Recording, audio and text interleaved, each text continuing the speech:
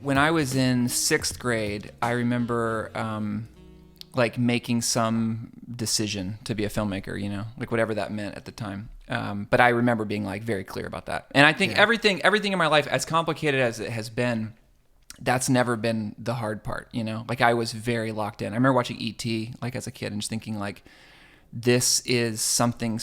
I just remember thinking it was powerful, like really, really powerful. And I just wanted to do it. I mean, it was like really that cut and dry. So I was a bad student. I was bad at just about everything in like academically speaking. So I remember really early on realizing I could go to a film school and not have to get like a certain, level on SAT or get into some, and that was like, the door had opened.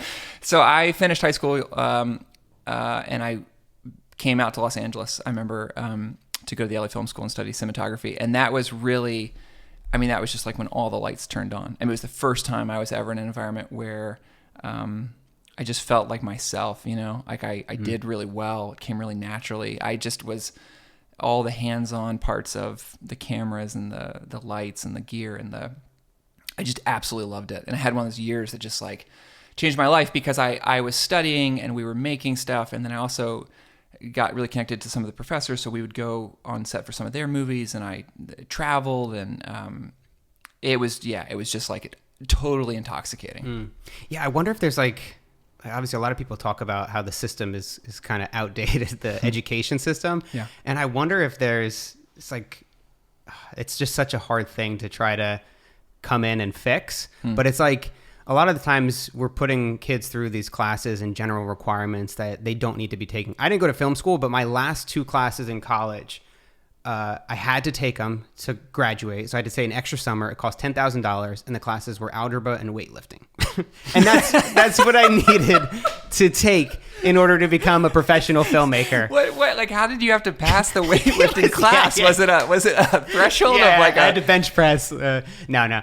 Oh, God. So it's funny. Well, it wasn't like it was actually just a physical education requirement, sure. But I think it's just funny that I decided to take weightlifting. But it's just kind of shows that it's like, well, why did I need to do that? Why did I need to say an extra 2? When it kind of plays out like that, you kind of wonder, all right, there might be a better way to go about this. Although actually I just read an article in The Atlantic about that too, where it's like, but at the same time, a lot of times at 18, you're not ready. Yeah. You're not, you're very young. It's true. And so to start your career, first of all, people probably aren't going to trust you or believe you that you're so smart that you decided not to go to college because like, oh yeah, okay, you decided not to go to college because you're already past that. Yeah. But yeah. Well, if you tell them you excelled at weightlifting. Yeah, exactly.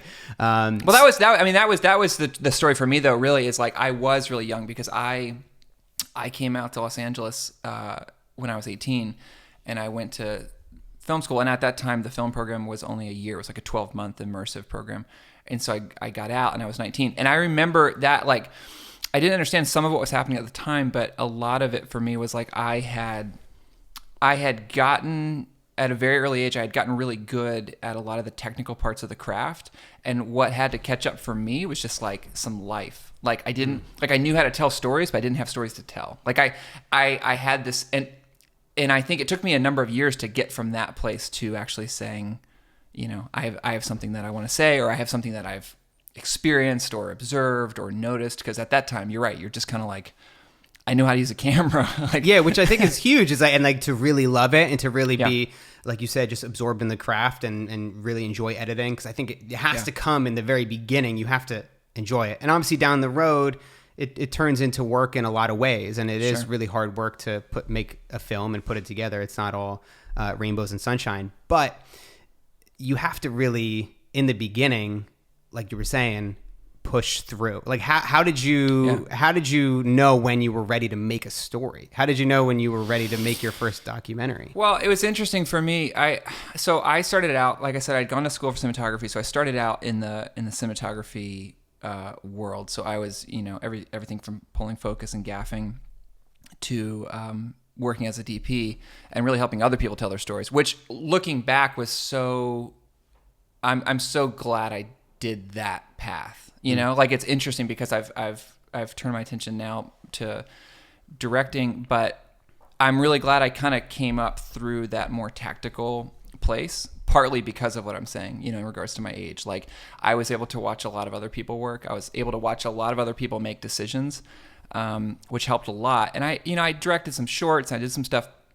And then it really wasn't till something really personal changed in my own life. And that was that my dad died in a really unusual, terrible accident that I was there to witness. We were on a bike ride. He got hit by a car, and in the wake of that loss and kind of in the throes of grief, which I felt totally unprepared for and totally ill-equipped to navigate, I began to work on my first documentary, which was called After the End, which is really where I went to spend time with different people around the country who had experienced loss in some way and had somehow come through it as a living, vital human being on the other side, because I really did want to understand, what does it take to go from this place that I was in at that moment, which was really tough.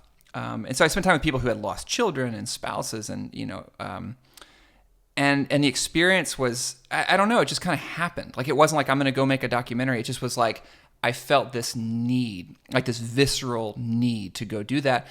And in the process of doing it, it was unbelievably healing to me. It might have saved my life, honestly. And then to get on the other side of it and to put that film out and to have that film help other people, to have other people, come up and say, I was like in the dark and I didn't know that there was going to be another, version of tomorrow. That was just life-changing to me. I mean, it was like all of a sudden it was like my own curiosity and going on these, that could, not only could it help me, but it could help someone else. Mm-hmm. That was just like a paradigm that changed everything for me.